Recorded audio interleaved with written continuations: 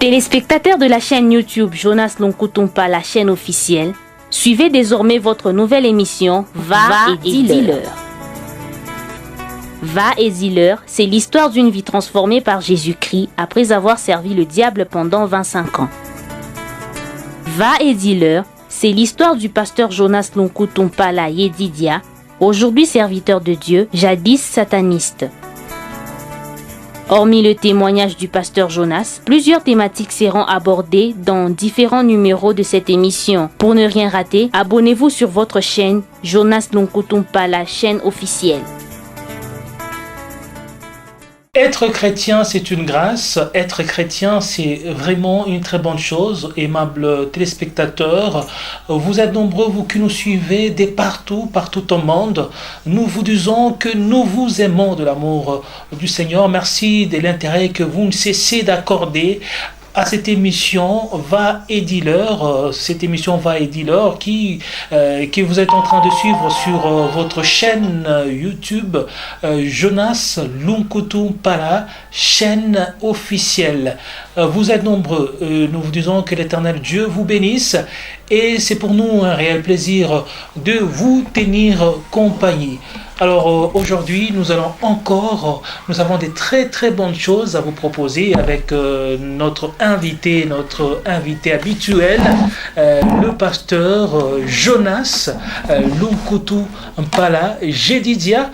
Alors il est toujours avec nous et il ne cesse vraiment de se disponibiliser pour bénir le peuple de Dieu. Bonjour pasteur. Bonjour mon frère. Vous êtes toujours là et disponible pour bénir les enfants de Dieu. Oui, on est là parce que c'est une recommandation que nous avons reçue de la part du Seigneur et nous ne pouvons qu'obéir à ce que le Seigneur nous demande de faire. Voilà pourquoi nous sommes là et nous serons toujours là. Et vous êtes toujours dans la joie lorsque vous parlez de la part du Seigneur? Une grande joie. Donc je suis dans une grande joie parce que quand je parle de la part du Seigneur, c'est que je suis en train de donner quand même un sens à ma vie, parce que c'est en servant le Seigneur que notre vie a un sens.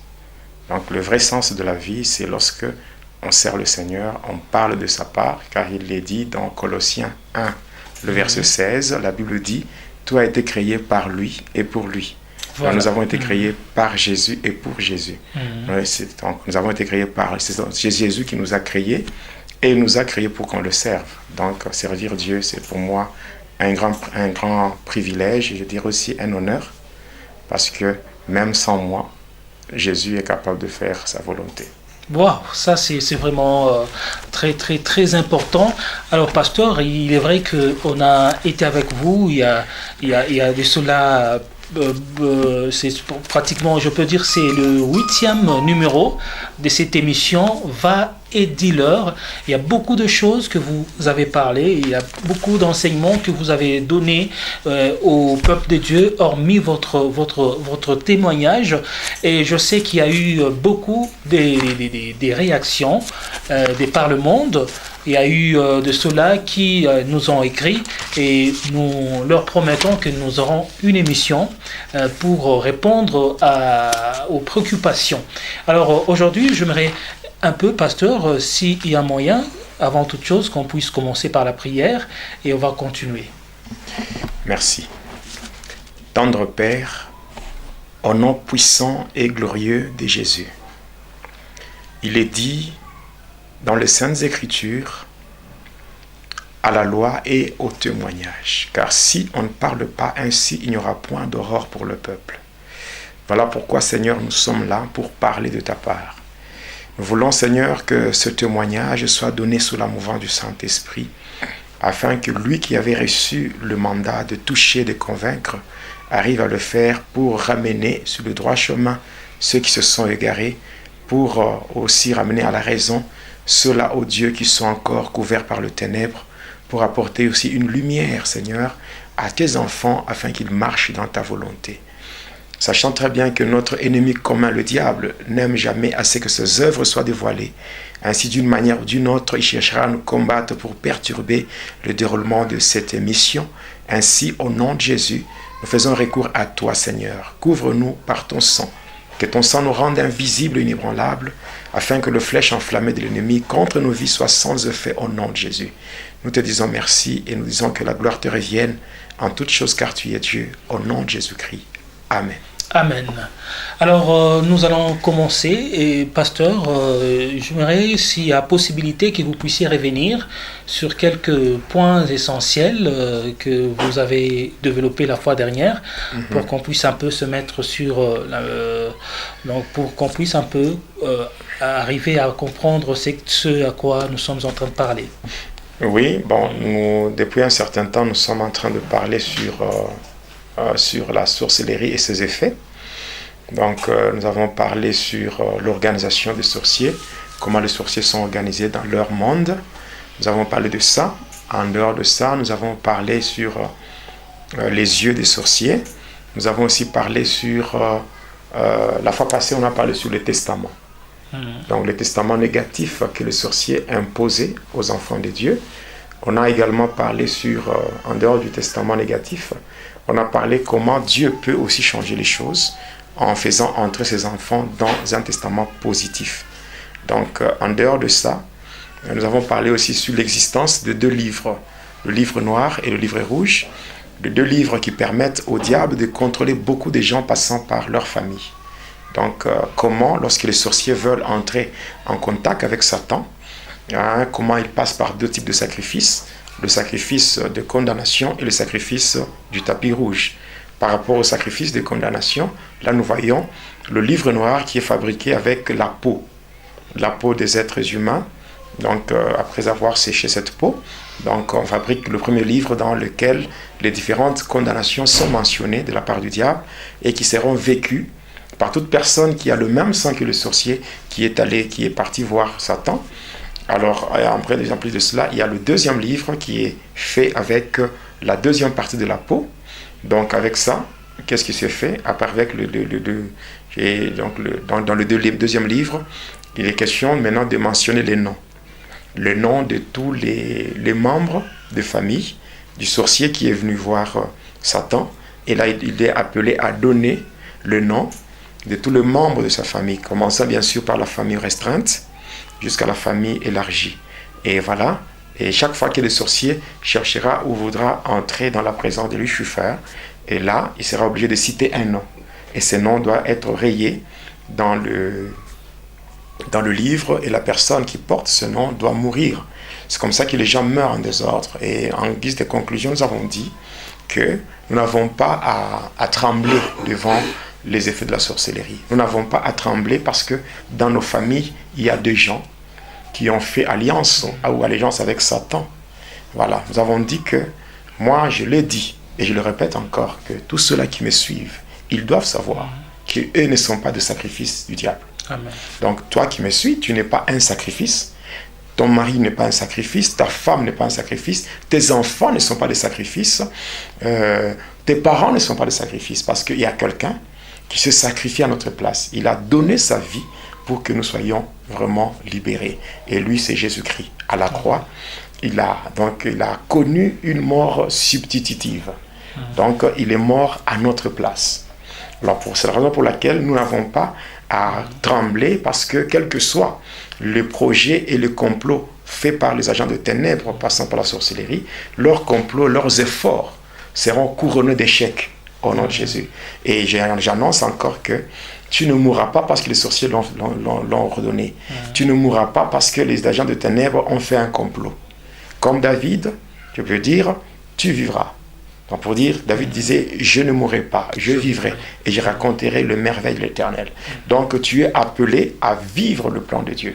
Et le plan de Dieu, ce n'est pas que tu puisses mourir d'une manière prématurée. Donc la mort prématurée n'a pas de place dans ta vie. Tu mourras seulement au jour ou au temps marqué par Dieu. Amen. Donc quand le temps de Dieu va arriver pour que tu quittes ce monde, tu quitteras ce monde pour aller te reposer en attendant le son de la trompette, parce que lorsque ça sonnera, certainement on sortira pour rejoindre le Seigneur dans les airs. Donc ça, c'est ce que j'ai expliqué. J'ai expliqué comment ça s'est fait dans le monde des ténèbres. Voilà. Donc j'ai expliqué cela.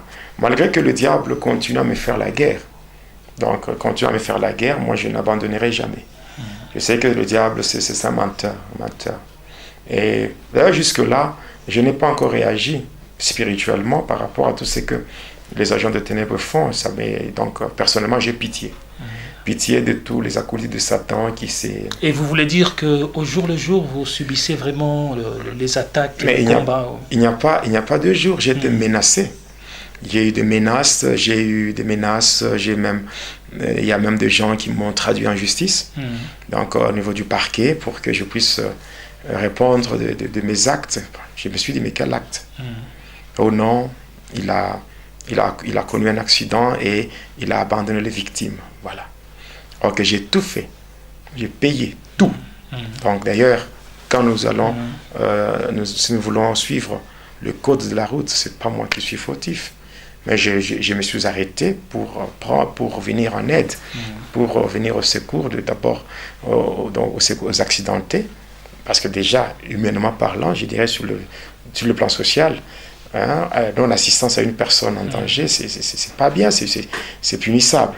Et aussi, en tant que serviteur de Dieu, en tant que pasteur, je ne peux pas passer. Je vois donc des gens en train de perdre la vie. Moi, je passe pour dire que je suis indifférent. Non. J'ai fait tout ce qu'il fallait faire. Malgré que mon véhicule est assuré. Jusque-là, la société d'assurance n'a pas encore pris en charge tous les accidentés, mais moi-même, je le fais.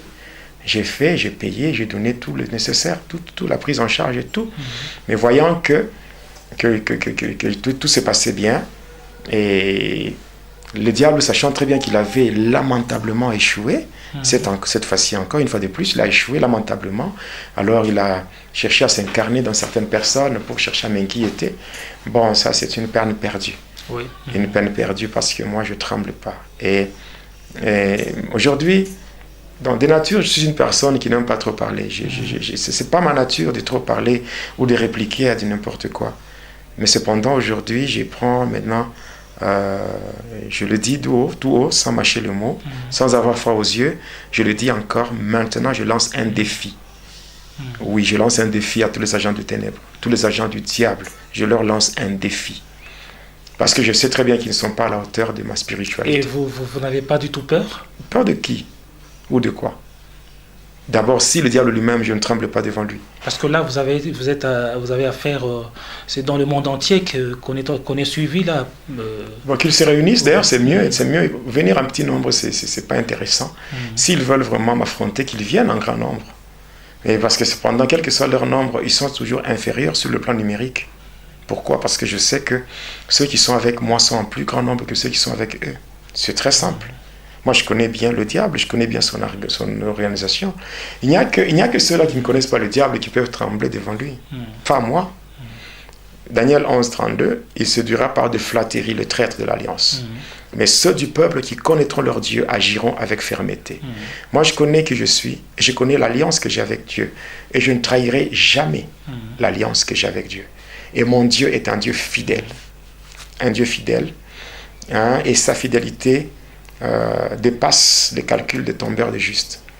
C'est vrai, moi tel que je suis pas spécial, je ne suis pas extraordinaire, mais je suis une bénédiction pour le corps du Christ. Oui, oui, je le sais, sans prétention aucune, je ne suis pas donc je suis pas spécial ni extraordinaire, mais je suis une bénédiction pour le corps du Christ. Et tout ce que je fais, il y a beaucoup de gens, beaucoup de pasteurs qui sont déjà dans le ministère, qui ont plusieurs années de ministère plus que moi, mais qui ne peuvent pas faire ce que moi je fais.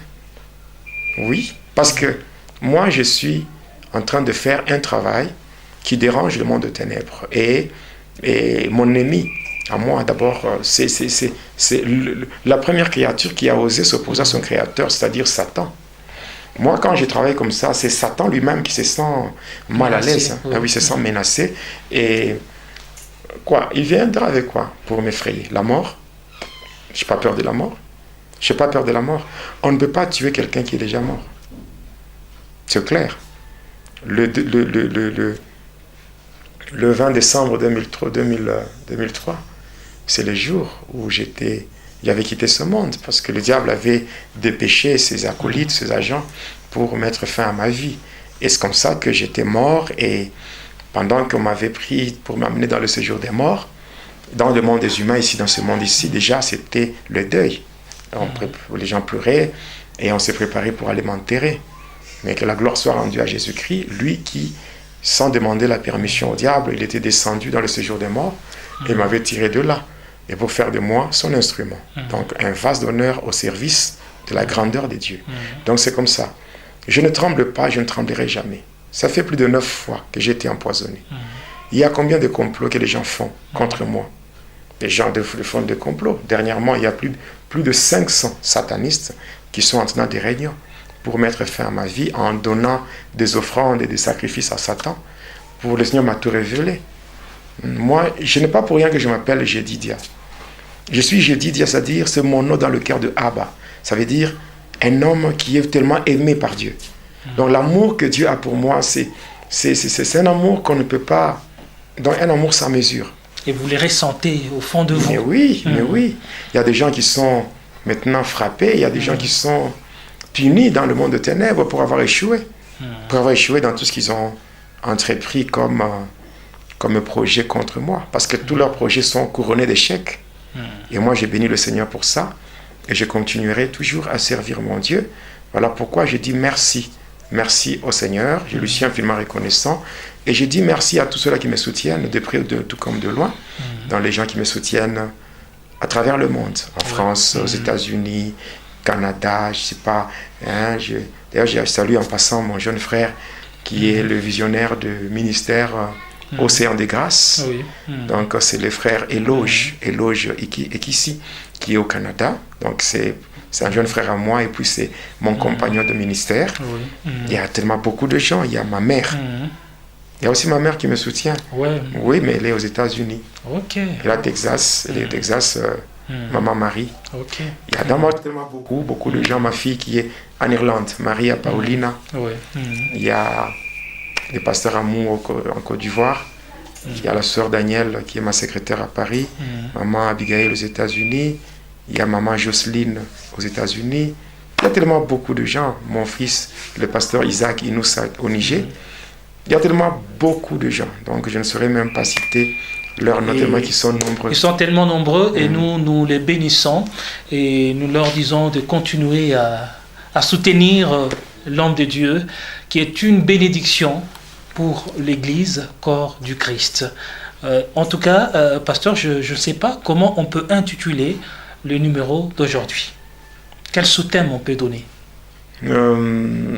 Pour aujourd'hui, comme nous allons terminer avec la partie, nous allons donner quelques éléments sur les éléments qui sont restés par rapport à la sorcellerie. La fois dernière, oui. Oui, et puis nous allons passer à un autre élément. Donc, nous allons passer sur le magnétisme spirituel. Donc, nous allons parler sur le catch, cette pratique qui est en fait du satanisme mais qui se présente avec une façade sportive. Donc, nous allons parler de ça. Par rapport à cela, on peut donner un sous-thème. Donc, bien sûr, nous savons que le thème principal, c'est va et dealer. Va et dealer, oui. Oui, va et dealer. Maintenant, le sous-thème pour aujourd'hui, nous allons prendre tout simplement ton Dieu ordonne. Ton Dieu ordonne à ce que tes ennemis soient frappés d'aveuglement. Voilà. Donc, ton Dieu ordonne à ce que tes ennemis soient frappés d'aveuglement. Ouais. Alors qu'est-ce qu'on peut retenir et qu'est-ce que vous pouvez dire à ces sujets? Oui, par rapport à ce thème. Oui, ce que je veux dire, c'est que quand on sert Dieu, c'est vrai, dans ce monde, il y a l'adversité, donc il y a le combat. Dans le premier principe du combat spirituel, c'est que le combat est réel, mais la victoire, elle est certaine. Alors, ce qu'on doit savoir, c'est que pendant qu'on est dans ce monde, tant qu'on est dans ce monde, on sera toujours combattu. On sera toujours combattu. Mais ce que nous disons par rapport à ce sous-thème, c'est que les ennemis peuvent venir combattre un enfant de Dieu. Mais cependant, ils n'auront pas cette chance de voir l'enfant de Dieu. C'est-à-dire, ils viennent pour te faire la guerre, mais ils ne vont pas te voir. Ok, donc le combat est évident, mais lorsque les ennemis approchent, lorsque les ennemis arrivent, ils ne te verront pas. Ils ne te verront pas, mais toi, tu peux le voir. Ils viennent pour te combattre, ils te cherchent, ils ne te voient pas, mais toi, tu le vois. Donc, je dirais que tout ce qui est à toi soit caché, c'est-à-dire que ce soit tes enfants, tes projets, ton mariage, tout ce qui t'appartient, tout ce qui te revient de droit, soit invisible à leurs yeux. Que Dieu le frappe d'aveuglement, qu'ils ne voient rien. Voilà, donc c'est ça. Donc nous allons parler sur le magnétisme spirituel, mais avant cela, terminons d'abord avec certains éléments sur la sorcellerie. Le totem de la sorcellerie, il y en a deux qu'on utilise dans la sorcellerie. C'est premièrement le chien. Le chien et deuxièmement le serpent. Donc le chien, c'est le totem ou l'image de la sorcellerie. Et le serpent, c'est la sorcellerie camouflée dans la bienfaisance. C'est-à-dire quelqu'un qui est en train de te faire du mal, mais qui se présente au-devant de toi, comme quelqu'un qui a compassion de toi, qui veut t'apporter, je ne sais pas, quelque chose de bien pour te distraire afin de te détruire. Voilà. Donc, particulièrement sur la sorcellerie.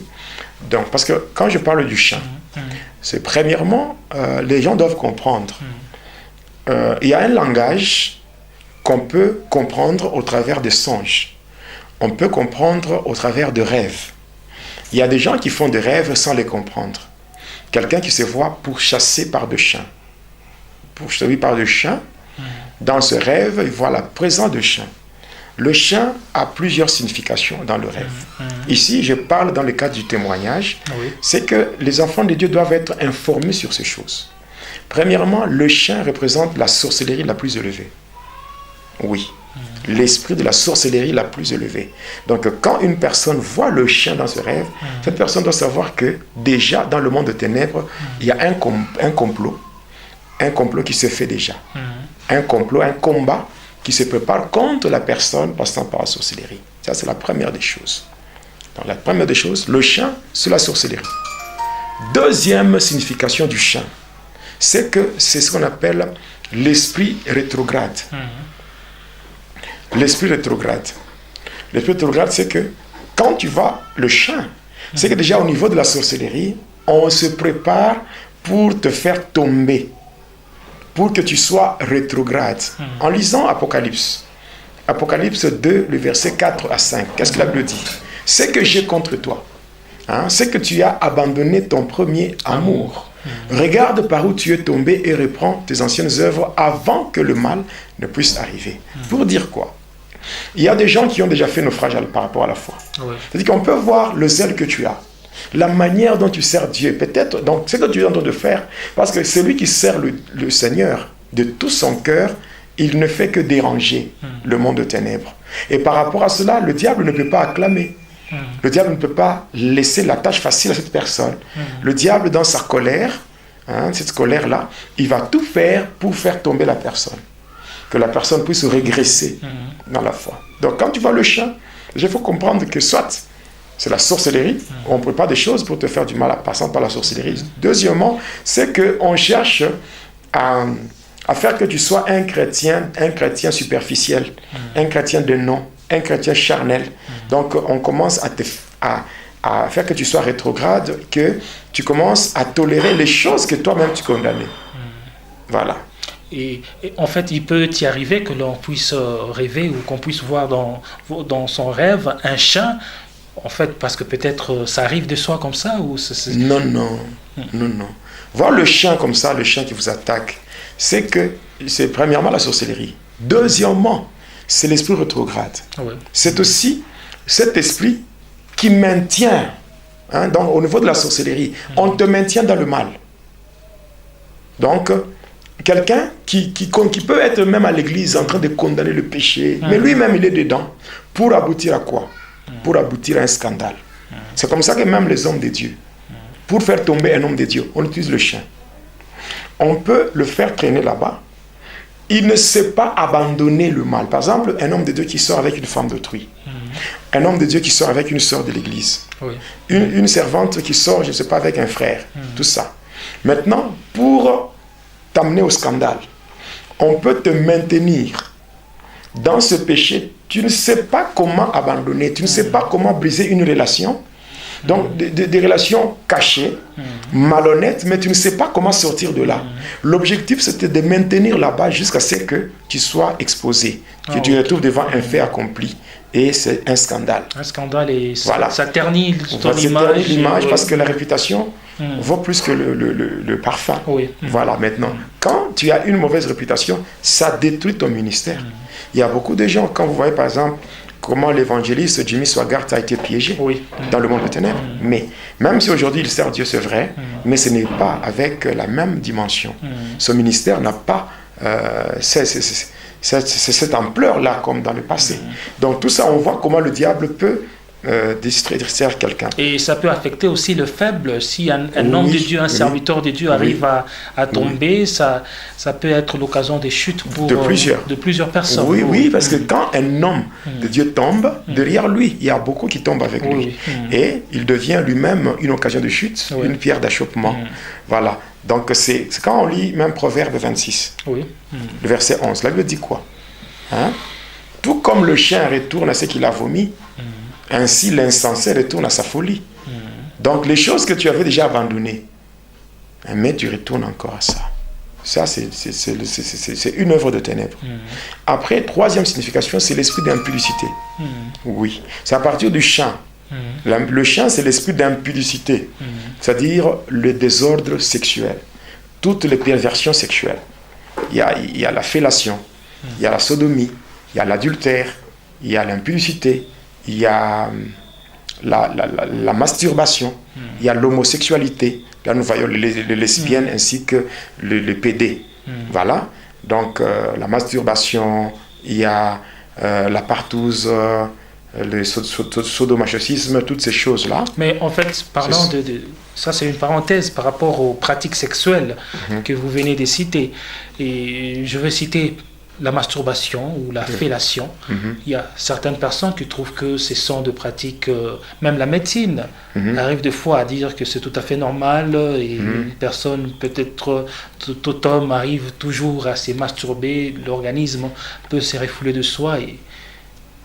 Ah bon? Je pense que je donnerai un enseignement sur le combat spirituel contre les démons de la sexualité. Oui, même cette histoire que les gens trouvent normale, par exemple, la pollution nocturne. La pollution nocturne. Donc les gens parlent de la pollution nocturne ou bien l'accident nocturne. Non, c'est spirituel. C'est une des manifestations des démons de la sexualité. Parce que la première manifestation des démons de la sexualité, c'est ce qu'on appelle le rêve érotique. C'est-à-dire le rêve dans lequel une personne se voit en train d'être abusée sexuellement. Oui, là nous voyons c'est qu'il y a au moins 8 catégories de démons. 8 catégories de démons. Il y a ce qu'on appelle premièrement les femmes et maris de nuit. Il y a femmes et maris de la sorcellerie. Il y a les incubes et les succubes. Il y a le sirène, donc sirène des eaux, sirène de l'air. Il y a le génie de la forêt. Il y a les djinns. Donc il y a les revenants ainsi que les fantômes. Donc tous ces démons-là sont les démons de la sexualité et qui sont à la base du désordre sexuel. Et voilà. Et maintenant, quand on parle on parle que la masturbation n'est pas tellement un problème, où une personne peut faire des attouchements sur ses organes génitaux afin de se procurer du plaisir, jusqu'à aller jusqu'à libérer la sémence. La sémence reproductrice. Bon, je pense que ceux qui font cela par rapport à la médecine, c'est qu'il faut savoir d'ailleurs, déjà quand on parle de l'ordre de médecins, l'ordre de médecins, mais il y a beaucoup de choses à expliquer là-dessus. Il y a des choses à expliquer là-dessus. L'ordre de médecins.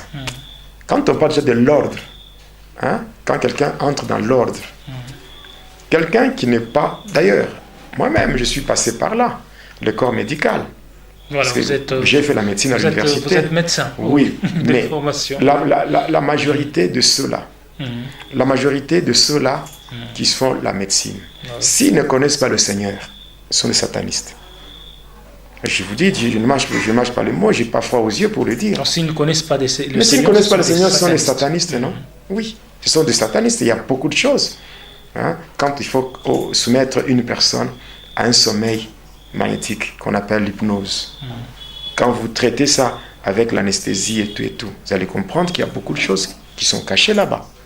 Mais cependant, je ne suis pas là pour parler de la médecine, mais je suis là pour contredire ceux-là qui soutiennent que la masturbation c'est une pratique normale. Non. Je contredis avec la toute dernière énergie pour dire que ça, c'est démoniaque. La masturbation, c'est une pratique qui est démoniaque. Dans la Bible, on appelle ça l'onanisme. Onanisme. Et on peut dire, parlant de la sexualité, c'est qu'on doit faire la sexualité, si on est marié, simplement, sans tout en évitant, la ce que vous avez dit, quoi? La fellation, tout en évitant de pratiques un peu... la fellation, la sodomie, hein? Toutes ces pratiques-là, c'est démoniaque. Ce sont des perversions sexuelles.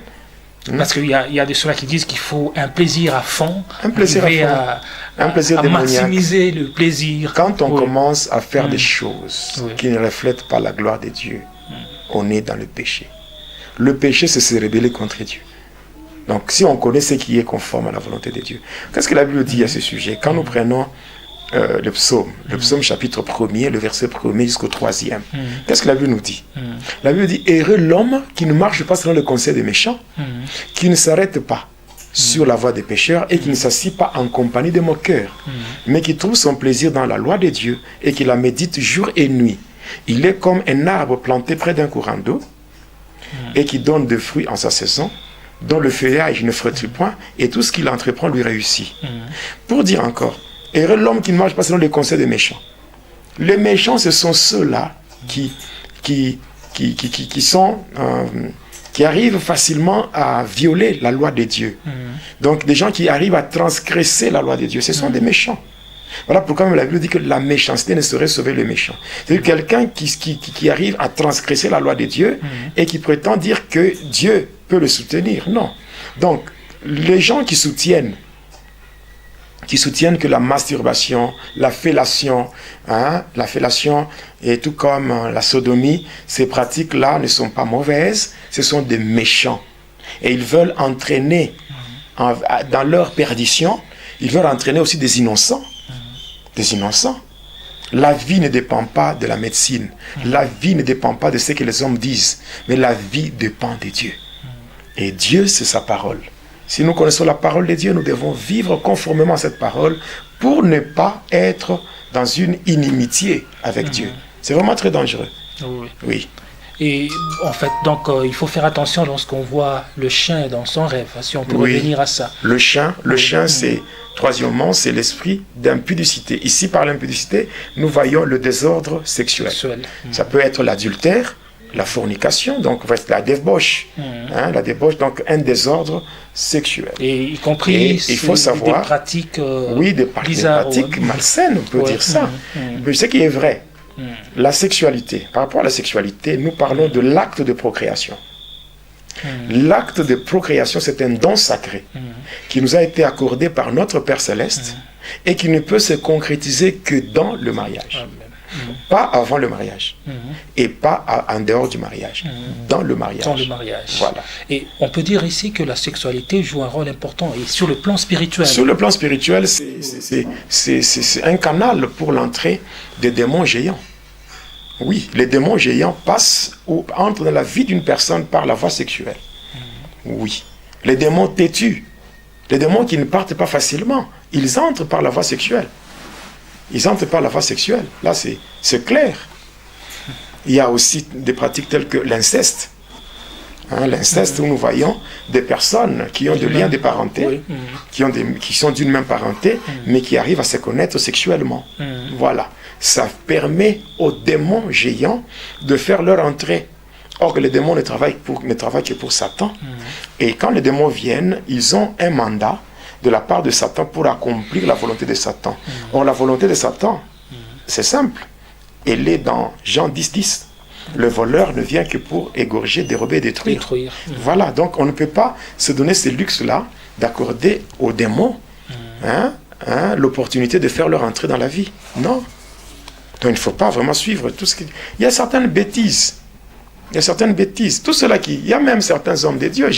J'avais lu un livre d'un homme de Dieu qui montre même dans son livre des pratiques, certaines positions que les gens doivent... Vous voyez, il y a des choses qui sont vraiment bizarres. Des choses qui sont vraiment bizarres. Il ne faut pas apprendre aux enfants de Dieu comment aller à l'encontre de leur Dieu. Il ne faut pas apprendre aux enfants de Dieu comment se détourner de leur Dieu. Parce que, tel que vous avez dit, il y a des chrétiens ou certains pasteurs qui disent que non, on est chrétien bien sûr, mais si par exemple qu'on est marié, on doit connaître aussi à fond la sexualité pour arriver à satisfaire son partenaire, d'où eux aussi disent que non, et ils proposent, tel que vous avez dit, des positions. Et alors, est-ce que dans ça, et surtout en rapport avec les positions qu'on peut prendre lorsqu'on passe les rapports sexuels, il y a aussi un problème là-bas? Je pense que ce que je peux dire, je vous donnerai un enseignement par rapport à certaines pratiques et certaines soi-disant positions que certains pasteurs ou je dirais certains serviteurs ou certains parrains apprennent à leurs filleuls. Donc je vous dirai comment, par cause de leur ignorance, ils permettent aux démons de contrôler beaucoup de gens. Donc il y a des gens qui se retrouvent avec une vie conjugale contrôlée dans le ténèbre. La Bible dit quoi? Elle veut dire que le mariage soit honoré de tous et que le lit conjugal soit exempt de toute souillure. Il y a certaines pratiques, certaines positions, ce sont des souillures. Ce sont des choses que vous faites croyant que c'est non parce qu'on nous a prodigué des conseils, on nous a dit par ceux-là qui nous ont précédés. Heureux l'homme qui ne marche pas selon les conseils des méchants. Tout conseil qui n'a pas un fondement biblique, tout conseil qui ne reflète pas la gloire de Dieu, c'est une souillure. C'est une souillure parce que même si on peut dire que le pasteur Jonas est vraiment radical ou il est vraiment trop strict, je dirais ceci. Alors, comprenez-moi, moi je suis quelqu'un qui vient du monde des ténèbres. Je connais bien des choses qui se font là-bas. Et je ne peux pas me donner le luxe là de laisser les enfants de Dieu dans l'ignorance pour que les démons prennent le dessus sur eux. C'est à ce moment-là je vais passer à côté de ma mission. Bon, si moi je suis là, je ne fais que la mission que j'ai reçue de la part du Seigneur. Je témoigne de ce que j'ai vu, ce que j'ai vu, ce que j'ai expérimenté. Donc ces choses-là ces choses-là doivent être mises à nu afin que les enfants de Dieu soient éclairés pour qu'ils ne tombent pas dans les erreurs. Parce que vous savez, le diable ou les démons, c'est facile pour eux de faire leur entrée. Mais pour le faire partir, c'est un problème. Regardez, aujourd'hui, les églises se transforment. Aujourd'hui, les églises ne tiennent pas compte vraiment beaucoup plus sur le salut. Parce que tellement que les gens ont des problèmes. Et des problèmes d'origine démoniaque. Aujourd'hui, les églises, ça devient maintenant un lieu de spectacle où on ne fait que chasser les démons.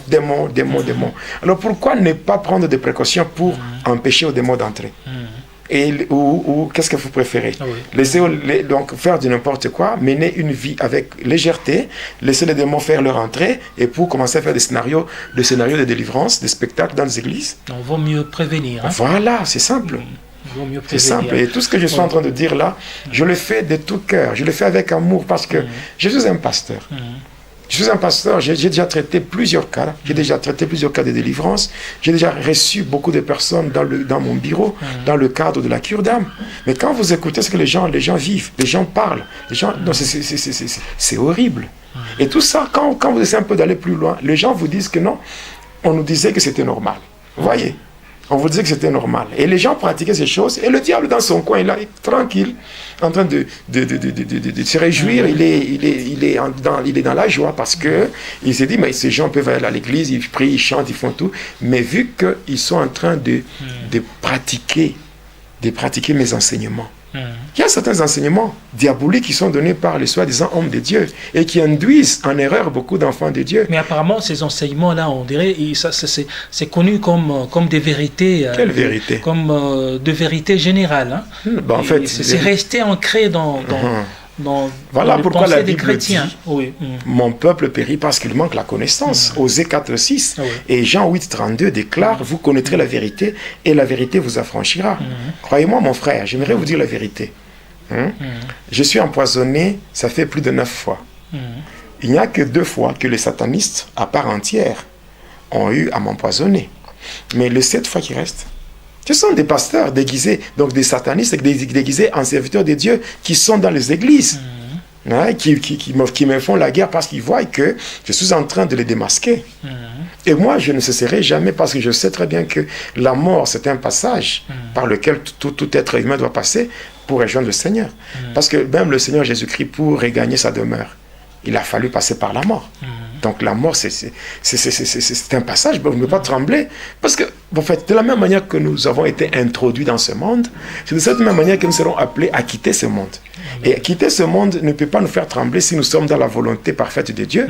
Nous pouvons rentrer, oui, nous pouvons rentrer dans la présence de Dieu. C'est simple, mais pendant que je suis encore sur la terre, qu'est-ce que je peux faire? Accomplir la volonté de Dieu, faire la mission, comme disait mon frère, Papa Alain Moloto. Il dit, mais qu'est-ce que je suis? Moi, je suis le sel de la terre. Qu'est-ce que je peux faire? Je dois donner le goût. Voilà. Alors, en fait, vous avez donné les éléments partant du rêve du chien. Oui. Alors, vous avez donné 3 éléments. Oui, c'est ça. Ce sont les 3 significations. Oui. Ce sont les 3 significations du chien dans le rêve. Dans le rêve. Oui. Et en fait, ça, c'est dans le rêve. Oui. Et ça se travaille dans le monde de ténèbres. Parce que ici, il faut comprendre, quand on commence à voir les bêtes dans le rêve, ça s'appelle le combat contre les bêtes. Okay. C'est aussi une autre forme de combat. Parce que les gens bon, c'est comme ça que l'Église, les enfants de Dieu doivent être enseignés. Il y a plusieurs formes de combat spirituel. Mais la forme la plus élevée du combat spirituel, c'est le combat spirituel contre les bêtes. Parce que c'est une forme, ou je dirais un combat dans lequel le diable, les démons et les satanistes prennent la forme physique ou spirituelle de bêtes pour venir nous attaquer. Et là, qu'est-ce qu'ils font?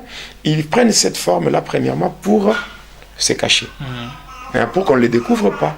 Et ainsi, quand on enseigne maintenant l'Église, on enseigne à l'Église la signification des différentes bêtes dans le rêve, ça leur permet maintenant de connaître comment attaquer. Parce que attaquer un chien, ce n'est pas de la même manière que attaquer un serpent. Attaquer, par exemple, les oiseaux. Parce que les oiseaux, l'esprit de colportage, l'esprit de mort, oui, l'esprit de trahison. C'est à travers de ça. Il y a des choses que les gens voient. Il y a par exemple le chien. Il y a par exemple comment combattre une sirène. Donc il y a des sirènes des eaux. Comment les combattre? Donc il y a beaucoup de choses. Les sauterelles par exemple, l'esprit de médiocrité et l'esprit de pauvreté. Ouais. En fait, là, je pense qu'il y a beaucoup d'enseignements que vous aurez à donner sur cette chaîne YouTube, Jonas Lunkutumpala. Vous qui nous suivez sur sur les réseaux sociaux, sur Facebook, en fait, abonnez-vous sur la chaîne YouTube Jonas Lunkutumpala, chaîne officielle. Ils peuvent même s'abonner sur Facebook. Même sur Facebook. La page Grâce sur Grâce. Voilà. Alors, Grâce sur Grâce, en fait, les enseignements seront là au quotidien. Il y aura beaucoup d'enseignements pour vous. N'hésitez pas de vous abonner et de rester connectés. Nous serons là avec le pasteur Jonas Lunkutupala, Jedidia. Alors, passons maintenant au serpent. Ah oui, le serpent, je vais revenir sur ça. Je vais revenir sur le serpent. Le serpent, c'est l'image des faux prophètes. Les faux prophètes. Les faux prophètes, c'est l'image de la sorcellerie. La sorcellerie ou la magie, l'occultisme camouflé dans la bienfaisance. Là où nous voyons les gens qui sont là en train avec les œuvres philanthropiques, les œuvres sociales dans des hospices, dans des hospices, dans des orphelinats, tout ça. Et qui a même ceux-là qui ont déjà monté des ONG, des ONG, mais sont des serpents. Je parlerai de cela lorsque nous allons dévoiler toutes les sociétés secrètes. Les sociétés secrètes, il y a des gens qui sont membres des sociétés secrètes telles que le Rotary, Rotary International, donc Rotary Club International, il y a Lions Club, tout ça. Tous ces gens-là qui trompent les enfants de Dieu. Mais visiblement, ils sont des donateurs. Des donateurs. Ils savent très bien ils sont plus dans les œuvres philanthropiques. Nous allons démasquer leurs activités.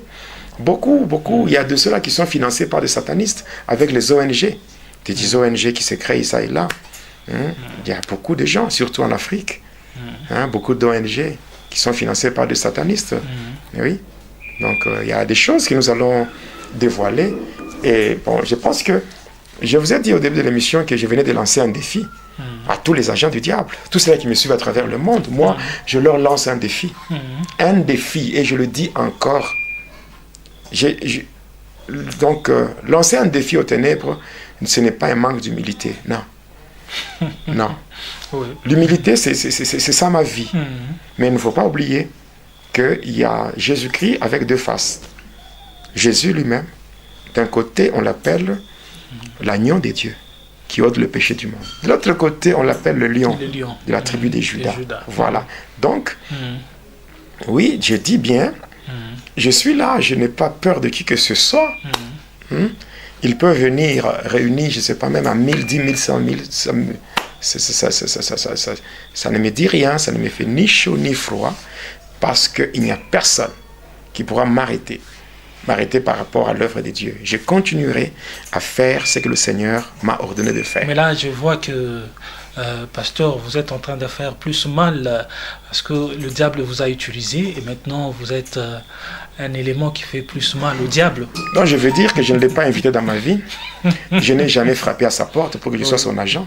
Il faut qu'il le sache. Même les gens qui me suivent, moi je n'ai jamais été un sataniste parce que je suis allé frapper à la porte de quelqu'un pour devenir un sataniste. Moi j'étais là, j'étais en train de subir un développement normal dans le ventre de ma mère. C'est là que lui est venu me chercher, oubliant que moi j'étais déjà consacré à Dieu. Oui, moi j'étais déjà consacré à Dieu depuis le ventre de ma mère. Comme Dieu lui-même disait à Jérémie, Jérémie chapitre 1er verset 5, Dieu lui disait, Jérémie, écoute, lorsque tu n'étais qu'une masse informe dans le sein de ta mère, je te connaissais, je t'avais consacré à moi, et je t'avais établi prophète sur les nations et sur le royaume. Donc voilà, le diable est venu et Dieu a laissé, il a permis que je puisse passer. Donc le diable croyait qu'il m'avait pris pour que je sois un agent à lui. Mais il m'a juste pris et c'était vraiment un moyen pour que je puisse bien le connaître. Et au moment opportun que j'arrive, pour mieux combattre la personne, pour bien le frapper.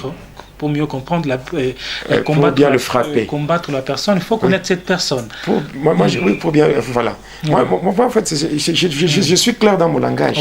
Il y a beaucoup de gens qui témoignent, gloire au Seigneur, par rapport au témoignage qu'ils donnent. Nous disons, gloire au Seigneur. Mais cependant, moi, j'ai ma particularité. Ma particularité, c'est que je ne témoigne pas pour épater les gens, non. Je témoigne. Pourquoi?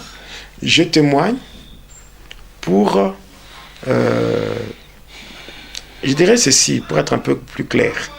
Moi, je prêche au Christ, mais je me sers de mon témoignage pour attester la véracité de la parole de Dieu. Voilà. Donc, c'est ça ma mission.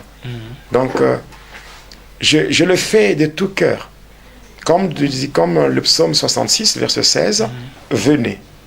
Vous tous ceux qui craignez Dieu, et je vous raconterai ce qu'il a fait à mon âme. C'est pour moi une façon de témoigner ma gratitude par rapport à ce que le Seigneur a réalisé dans ma vie. Et je le fais avec joie. Et je continuerai à le faire pour édifier les enfants de Dieu. Okay. Voilà. Alors, là, on peut poursuivre.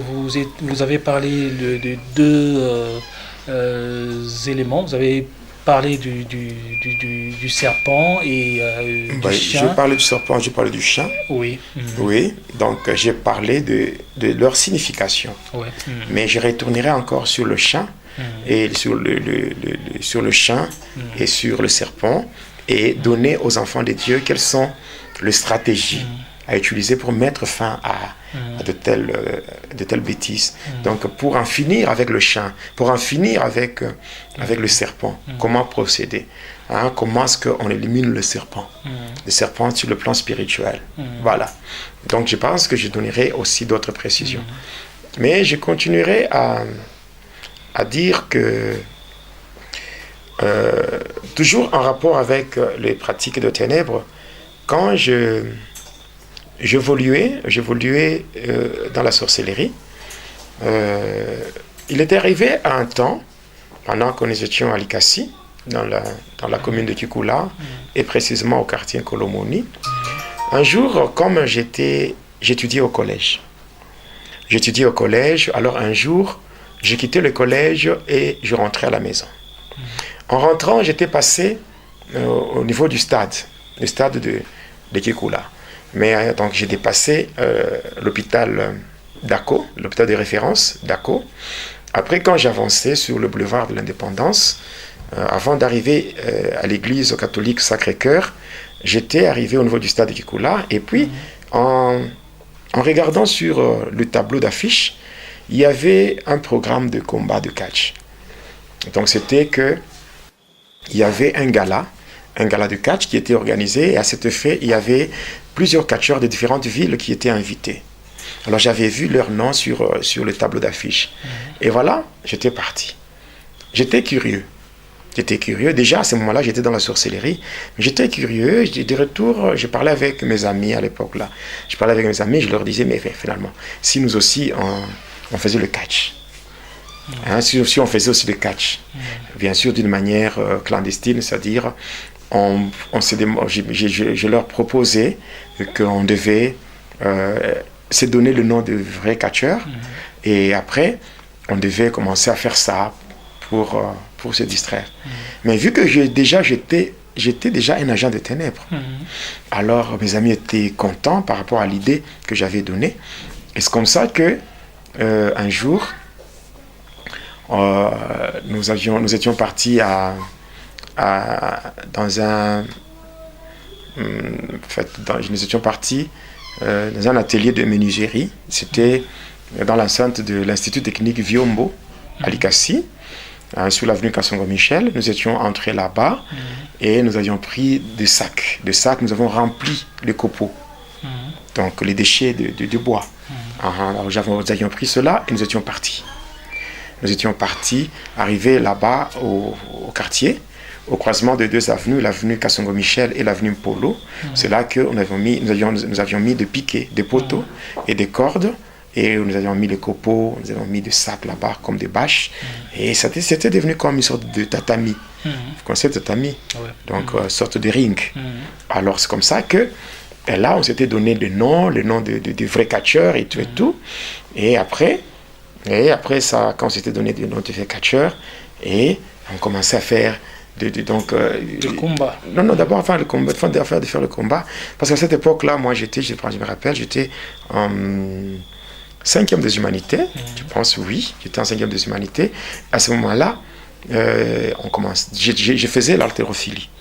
Donc je faisais la culture physique. Donc parce que tel que vous me voyez aujourd'hui, c'est que le Seigneur m'a transformé. Il a transformé mon corps. J'étais déformé donc, par rapport aux muscles et tout. Je pesais 108 kilos.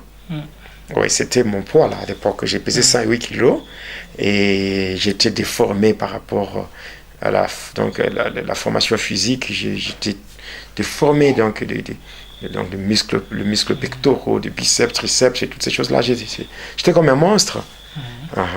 Mais aujourd'hui, quand même, le Seigneur... Mais à ce temps-là, c'était un plaisir pour vous. Bon, c'était une folie de grandeur, comme on dit. Donc, une folie de grandeur. Oui. Alors, après ça, on commençait à faire des publicités sur la route. Donc, c'était une sorte de caravane. Et les gens nous suivaient. Beaucoup de gens, vu que moi, je faisais la culture physique, donc des exercices de musculation. Alors, j'étais comme leur leader. Alors, avec ça, chaque jour à 15h, on s'est réunis là-bas pour faire ce qu'on faisait là. Et par après, les gens étaient attirés. Et c'était comme un programme dans le quartier. Tout le monde venait. Il y avait des adultes, des jeunes gens. Donc c'était plein. Non, ça a commencé comme ça, en plein air. Comme un jeu, là, et ça a pris de l'ampleur. Ça avait pris de l'ampleur et beaucoup de gens, même à l'époque là, les gendarmes, donc les agents de l'ordre là, qui étaient à la gendarmerie, venaient là-bas. Et tout le monde était attiré par ce qu'on faisait. Alors, après, moi-même, toujours, comme c'est moi qui étais l'initiateur de ces jeux-là sataniques, alors j'avais encore réuni mes amis pour leur dire, comme il y a beaucoup de gens qui viennent me voir, alors il fallait, évidemment, cette fois-ci, chacun devait aller de son côté. Alors d'abord, premièrement, avant ça, j'attire l'attention des parents qui doivent vraiment faire très attention quand leurs enfants commencent à faire les jeux de main, même les arts martiaux. Dans les arts martiaux, il y a tellement beaucoup de choses sataniques. Alors, il faut interdire aux enfants par rapport aux jeux de main et aussi faire du sport comme de catch, tout ça, il faut éviter. Après ça, moi, comme on se réunissait là-bas, quand on faisait ce soi-disant sport, les gens qui venaient là-bas, moi, je n'étais pas seul. Il y avait des esprits qui m'accompagnaient. Et chaque fois que les gens venaient suivre ce spectacle-là, les esprits s'attachaient à leur corps. Et quand ils partaient, ces esprits entraient avec eux dans leur maison. Et ça me permettait, moi, avec tous les sorciers de ma fraternité-là, on pouvait la nuit aller pour opérer dans les différentes maisons, passant par les démons déjà qui s'attachaient aux gens. Et après, maintenant, quand j'avais donné la proposition aux gens d'aller, aux amis que chacun devait aller de son côté pour chercher des pouvoirs, des fétiches, pour que cette fois-là, lorsqu'on va se rencontrer, que ça ne soit pas seulement des choses physiques, mais que ça soit maintenant la démonstration de puissance et tout ça. Que les spectacles soient tellement riches. Voilà, c'est comme ça. Et moi, quand j'étais parti de mon côté.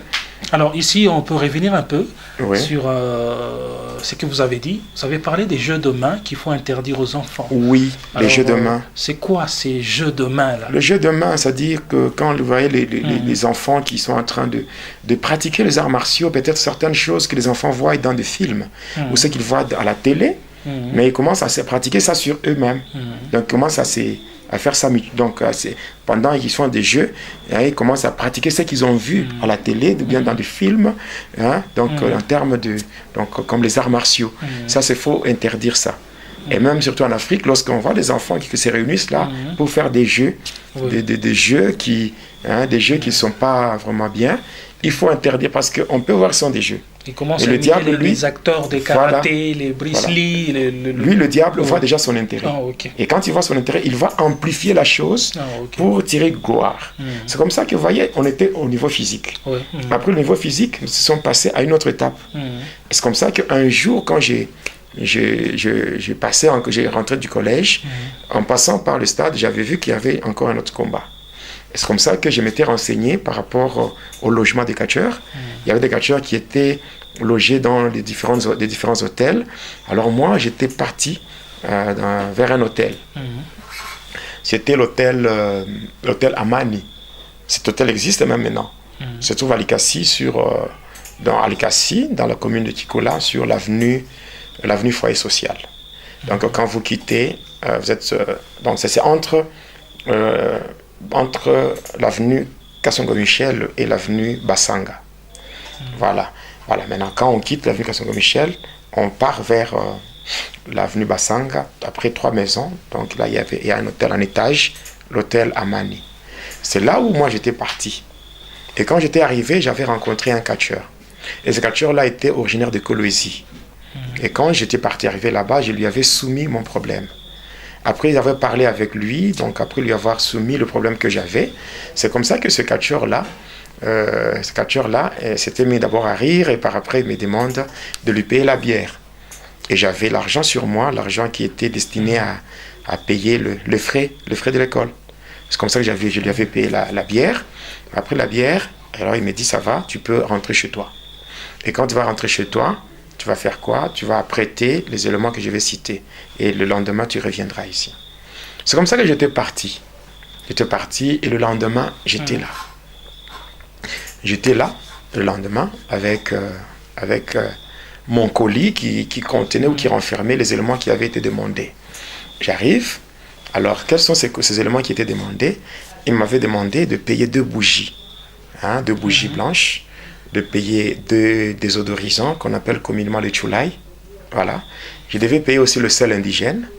Je devais payer aussi le parfum qu'on utilise dans donc on utilise souvent dans des funérailles. Donc le parfum Avanita. Je devais aussi payer 2 tiges de cigarettes, de cigarettes fortes. Je devais payer ça aussi. Je devais aussi payer un mouchoir blanc. Voilà. Et j'étais venu avec ces éléments-là. Et quand j'étais venu avec ça, c'était autour de 19h, où nous étions à l'hôtel. Et pendant qu'on parlait, lui-même me dira « Oh, ça va ?» Au lieu de passer directement à l'essentiel, il me dira non, écoute, il était en train de me parler sur d'autres choses. Me parler sur d'autres choses et tout. Et va arriver vers minuit, 1 heure de pointe, c'est là qu'il me dira que tu vois, c'est toi qui es venu chercher le pouvoir. Alors comme tu as besoin de pouvoir, tu dois te rendre au cimetière. Et tu dois y aller seul. Tu dois y aller seul et tu iras déposer, ces histoires sur une tombe. Et voilà, j'étais parti. À minuit, seul. À cette époque-là, je n'étais même pas à l'université. J'étais j'étais aux études secondaires, donc j'étais aux humanités. C'est comme ça que j'avais quitté. Je quitte l'hôtel, je descends avec l'avenue Frère Social, je tombe sur l'avenue, donc je quitte l'avenue Frère Social, l'avenue Frère Michel, je monte sur l'avenue Lumumba et de là j'évolue jusqu'à la bifurcation où il y avait une église catholique Sacré-Cœur. Je laisse la route qui va vers la ville, c'est-à-dire le boulevard de l'Indépendance, mais je prends l'avenue Lumumba qui va vers la commune qu'on appelle commune de Panda. Et c'est comme ça que j'étais parti. Je dépasse le terrain de foot, après je dépasse l'hospice de vieillards et juste après je m'étais retrouvé devant le cimetière de Sapin. Et c'est comme ça que je devais entrer dans le cimetière de Sapin. Alors arrivé à l'entrée du cimetière, à partir du cimetière de l'entrée, je devais compter 49 pas. Je devais compter 49 pas et j'étais entré seul et après le 49 pas j'étais devant maintenant une tombe. J'avais pris le colis, j'avais ouvert, j'avais mis au-dessus de la tombe et je prends une lame de rasoir et je m'étais blessé à mon petit doigt et je l'avais pressé de sorte que 6 gouttes de mon sang étaient tombées sur le colis. Et après j'avais prononcé une incantation qui m'avait été donnée par cet homme-là. Ce catcheur-là, j'avais prononcé une incantation, et je ne saurais pas citer ça ici. J'avais prononcé cette incantation, par après je devais rentrer. Et en rentrant, je ne devais pas regarder derrière moi. Et j'étais parti. Et le lendemain, donc au petit matin, autour déjà de 4 heures du matin, j'étais encore dans le cimetière selon les instructions de cet homme-là. Et quand j'étais arrivé, j'avais trouvé que les éléments que j'avais laissés là n'étaient plus intacts. Il n'y avait qu'une seule bougie. Sur les 2 bougies, une bougie était consumée. Une bougie était consumée, l'autre était là. Les 2 tiges de Chulaï ou les désodorisants, toutes les 2 tiges étaient calcinées. Après, le sel était là, le parfum, le flacon était vide, mais le parfum était le flacon était vide, le parfum était déjà aspergé sur la tombe. Et il y avait sur les 2 tiges de cigarettes, il n'y avait qu'une seule qui était restée. Alors moi j'avais pris juste les restes là et j'avais emballé sur le mouchoir blanc. J'étais rentré à l'hôtel. J'avais présenté ça au catcheur et il était vraiment très content. Très content. Il m'a dit en tout cas, tu es un brave. Je suis vraiment fier de toi. Et après, il prend le colis, il met dans son sac. Et puis il me donne une poudre. Donc d'abord, il me donne, c'était pas une poudre. Il m'avait donné d'abord une toge. Une toge de couleur rouge et au niveau pectoral, il y avait une mention. Donc il y avait le nom d'un démon. Le démon Zagam. Zagam, c'est un démon qui a le contrôle de 9 cimetières. Alors il m'avait donné ça et il m'avait dit de porter cela, je devais y rentrer chez moi. J'étais rentré chez moi et arrivé dans ma chambre, je m'étais endormi. Et quand je m'étais endormi, j'avais mis ma tête sur mon oreiller et je m'étais endormi. Et après avoir fait des incantations et arrivé le matin, quand je m'étais réveillé le matin, je regarde sur mon oreiller, en dessous de mon oreiller, je vois un petit colis. Donc il y avait une poudre de couleur verte qui était emballée dans un colis. Alors je prends la poudre, j'étais parti voir le catcheur. Alors le catcheur me dit, en tout cas tu as réussi, c'est que tu as été visité par Zagam. Donc là je dis même en passant que moi j'avais le contrôle de 9 cimetières passant par le démon Zagam. J'ai contrôlé 9 cimetières, beaucoup de gens pour entrer au cimetière venaient me voir. Il y avait même beaucoup de catcheurs pour avoir certaines directions mystiques passant par le cimetière. Ils venaient me consulter pour faciliter leurs activités là dans le monde des cimetières, passant par la cérémonie à tombeau fermé ou la cérémonie à tombeau ouvert. Donc le cimetière, c'était le cimetière des Likassi à ces temps-là. Non, mais partout là où j'ai parti, si je me déplace par exemple, j'arrive dans une ville. À partir de ces démons-là, je pouvais prendre le contrôle de 9 cimetières. Ah, ok. Oui, je pouvais le faire. Oui, je pouvais le faire. Voilà. Et jusque-là, nous ne sommes qu'au début du témoignage, hein, croyez-moi. Nous ne sommes qu'au début. Je pense que là, nous commençons à... Alors là, je vois que on est presque à la fin de ce numéro. Je pense que on va poursuivre la fois prochaine. Je sais que il y a beaucoup de choses que vous devriez dire. En tout cas, ces choses-là seront dites la fois prochaine. Alors, qu'est-ce qu'on peut retenir dans peu de mots sur ce qu'on a parlé aujourd'hui pour un petit résumé là pour conclure. Oui, ce qu'on peut retenir, c'est que un enfant de Dieu, c'est quelqu'un qui est doté d'un sens de responsabilité. Un sens de responsabilité comment? Parce qu'en lisant Marc 16-17, il est dit, voici le miracle qui accompagneront ceux qui auront cru. Au nom de Jésus, ils chasseront les démons. Ils chasseront les démons, ils imposeront les mains aux malades et les malades seront guéris. Ils parleront de nouvelles langues, ils saisiront les serpents. Et même s'ils boivent quelques breuvages mortels, cela ne leur fera point de mal. Qu'est-ce que je veux dire? Je veux parler du sens de responsabilité que le Seigneur nous a donné en tant qu'enfants de Dieu. C'est vrai, nous devons savoir que le diable existe. Le monde de ténèbres travaille. Nous devons savoir tout ça. Mais ce qui fait notre joie, c'est que le Seigneur Jésus, il nous a déjà donné ses responsabilités. C'est une responsabilité, au fait, je dirais encore, passant par cette responsabilité, c'est que nous sommes dotés d'un pouvoir. Un pouvoir qui nous permet, malgré l'existence du diable, malgré l'existence du diable, ses acolytes et même leurs pratiques, nous n'avons rien à craindre. Nous n'avons rien à craindre. Déjà, un chrétien, c'est quelqu'un qui est accompagné par des miracles. Il a la capacité de défier les forces du mal. Il a la capacité de détruire et de chasser même le démon.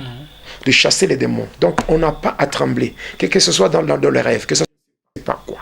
On n'a pas à trembler. C'est vrai que nous sommes dans un monde, une terre déjà occupée, un terrain miné par l'ennemi, mais cependant, il y a de temps à autre, le diable nous tend de pièges, il fait tout ce qu'il veut faire. Et ça peut arriver dans nos vies qu'on se retrouve sujet de certains événements, on se retrouve sujet de certains malheurs, mais cela ne doit pas nous faire trembler. Ça ne doit pas nous faire trembler parce que j'aime un verset de la Bible, qui fait mention de deux mots. Le premier mot, c'est souvent, et le deuxième mot, c'est toujours. Voilà, c'est le psaume 34. Et le verset 20. Voilà. Il est dit, le malheur atteint souvent les justes, mais l'Éternel l'en délivre toujours. Voilà. Cela veut dire que lui, Dieu, ce n'est pas souvent qu'il est avec nous. Non. C'est toujours. C'est toujours. C'est-à-dire que le diable, quand on dit souvent, c'est que ce n'est pas tout le jour de notre vie que le diable aura à nous imposer sa volonté. Il y a des jours de paix, des jours de joie, des jours où on vit. On sait que le Seigneur a planifié pour nous. Mais cependant, il y a d'autres jours où on se retrouve en train de vivre certaines choses négatives. Et par rapport à ces choses, on doit avoir l'assurance que même si je vis ces choses, l'Éternel va me faire sortir de là. Amen. Donc, toujours le Seigneur interviendra. Il interviendra toujours, quel que soit ce que tu vis, toi qui m'écoutes. Quel que soit ce que tu vis, quel que soit le moment difficile, le temps fâcheux par lequel tu es en train de passer, sache que l'Éternel Dieu, lui qui fait toutes choses bonnes en son temps, il va te faire sortir de là et ce sera une confusion et une humiliation dans le camp de ceux qui ont médité ta perte, ceux-là qui ont planifié ton échec, ceux-là qui ont planifié des mauvaises choses contre toi, ils seront humiliés et Dieu va te justifier. Au nom de Jésus-Christ. Amen. Amen. En tout cas, vous étiez nombreux à nous suivre. Nous vous disons que l'Éternel Dieu vous bénisse. Et surtout, pour ne rien rater, vous devez vous abonner. Abonnez-vous sur votre chaîne YouTube Jonas Lunkutu Pala, chaîne officielle, pour retrouver différents numéros de l'émission Va et Dis-leur, une émission qui parle bien sûr de la parole de Dieu via le témoignage du pasteur Jonas Lunkutu Pala. Alors c'est par ici que nous allons terminer, pasteur. Oui. Et une prière pour ceux-là, bien sûr, qui ont peut-être connu de tels rêves. Oui. Oui. Et ici, je m'aimerais dire quelque chose. C'est que toi qui m'écoutes, toi qui es victime de mauvais rêves, je promets déjà en passant que je vais faire une émission sur la maîtrise des songes, ou comment interpréter les rêves et comment sortir de rêves sataniques, des cauchemars, de rêves érotiques, tout ça. De rêves basés sur la nécromancie où les gens se voient dans leurs rêves avec les gens qui sont déjà morts, les gens qui sont décédés. Donc quand nous disons que abonnez-vous sur la chaîne YouTube Pasteur, donc la chaîne YouTube Jonas Lunkutumpa, la chaîne officielle, c'est pour votre bien. Donc l'objectif, ce n'est pas d'avoir beaucoup d'abonnés. L'objectif, ce n'est pas d'avoir beaucoup de vues sur YouTube, non. L'objectif, c'est que vous puissiez bénéficier de ces enseignements afin de briser ou de détruire le voile que le diable a imposé sur vos vies et que vous soyez vraiment totalement libérés au nom de Jésus-Christ. Donc je dis encore ceci, la main de l'Éternel n'est pas courte pour sauver, mais ses oreilles ne sont pas dures pour entendre. Et nous témoignons encore qu'il n'y a aucune circonstance qui peut demeurer constante devant la main puissante et agissante de Dieu. Donc pour dire, toi qui m'écoutes, place ta confiance dans le Seigneur. Il est un secours qui ne manque jamais dans la détresse. Il est le consolateur des âmes abattues, il est le soutien de faibles, il est le guérisseur de cœurs brisés. Il peut te faire du bien, il peut essuyer tes larmes, quelles que soient les choses que tu as vues. Sache que le Seigneur peut mettre fin à ces choses. Ce qui est beaucoup plus essentiel, c'est que tu lui donnes d'abord ta vie. Que tu donnes d'abord ta vie au Seigneur Jésus-Christ pour que tu sois d'abord sauvé. Le salut dépasse toute chose que tu peux envier dans ce monde. Mais maintenant, au moment que je te parle, le Seigneur Jésus-Christ, il est là. Il est là à la porte de ton cœur en train de frapper. Il dit dans Apocalypse 3, le verset 20, il dit, mais voici, je me tiens à la porte et je frappe. Mais si quelqu'un entend ma voix et qu'il l'ouvre, j'entrerai. Jésus peut entrer dans ta vie. La délivrance, c'est Jésus qui l'opère parce qu'il est le rocher de la délivrance. La délivrance, c'est un processus qui va te faire entrer dans une vie de victoire. Mais avant d'expérimenter la victoire dans le Seigneur, commence d'abord par expérimenter le bénéfice de la croix. Et par le bénéfice de la croix, j'aimerais te dire, quelle que soit la couleur de tes péchés, Jésus est mort. Il a pris tes péchés sur lui et il est monté à la croix. Il est mort à ta place. Alors aujourd'hui, il veut faire son entrée dans ta vie. Si tu es là, tu n'as pas encore donné ta vie à Jésus-Christ, j'aimerais t'inviter à le faire. Donne ta vie à Jésus, même en commentaire, tu peux écrire ton nom. Tu peux écrire ton nom, tu peux nous donner tes coordonnées, nous pouvons te contacter, nous pouvons faire une prière avec toi, nous pouvons t'appeler en apartheid, c'est-à-dire que nous pouvons t'appeler en privé. Et là, nous pouvons faire une prière avec toi, nous pouvons t'orienter par la grâce de Dieu. De la même manière que le Seigneur a fait du bien à moi qui te parle, il le fera aussi pour toi. Parce que la grâce qui m'a été accordée, cette grâce, le Seigneur peut aussi te l'accorder. Alors aujourd'hui, quand tu entends la voix de Dieu, n'endurcis pas ton cœur. Ouvre ton cœur et que laisse Jésus faire son entrée pour changer ta vie, pour te transformer, pour te restaurer. Seigneur, au nom de Jésus-Christ, toi le véritable Dieu, le Dieu qui nous a mandatés et qui nous a établis, je prie pour ton peuple. Je prie pour tous ceux-là qui sont victimes des mauvais rêves, tous ceux-là qui sont visités par le chien, tous ceux-là qui sont visités par le serpent, tous ceux-là, oh Dieu, qui se retrouvent bloqués dans l'impudicité, dans le désordre sexuel passant par la puissance de chien. Oui, ceux-là qui sont victimes de la sorcellerie. Tous ceux-là qui sont envoûtés, oh Dieu. Ceux-là qui vivent sous envoûtement à cause de la sorcellerie. Ceux-là, oh Dieu, qui sont rétrogrades. Ceux-là, oh Seigneur, mon Dieu, Jésus. Tous ceux-là qui sont victimes des choses négatives venant du monde de ténèbres. J'ai prié pour eux. Laisse que ta main les touche. Que cette main qui n'est pas courte, que cette main les touche. Que ta main le touche et que la puissance du Saint-Esprit se manifeste sous forme de feu et que ces feux puissent briser le chêne, couper le lien au nom de Jésus-Christ. Oui Seigneur, agis dans la vie de tout un chacun, de tous ceux-là qui ont suivi, qu'ils soient touchés par ta main et que la restauration ainsi que les faveurs divines soient leur partage au nom de Jésus-Christ. Que la gloire te revienne en toutes choses car tu es Dieu, au nom puissant et glorieux de Jésus-Christ, notre Seigneur et Sauveur, que nous prions ainsi avec foi et action de grâce. Amen. Amen.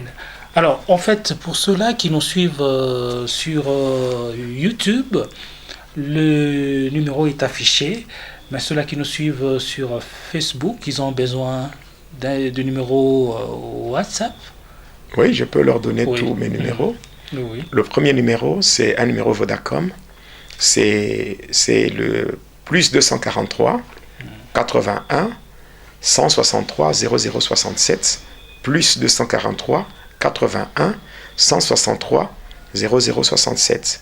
Le deuxième numéro, c'est plus 243 97 63 44 094 plus 243 97 63 44 094.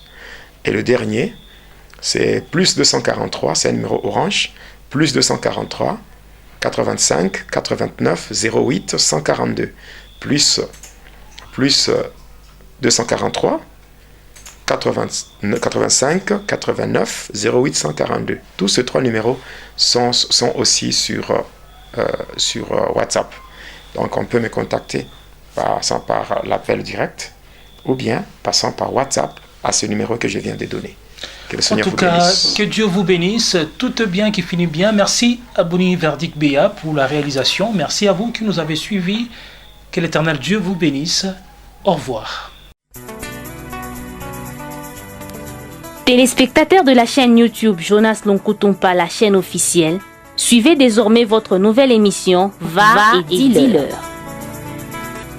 Va et dis-leur, c'est l'histoire d'une vie transformée par Jésus-Christ après avoir servi le diable pendant 25 ans.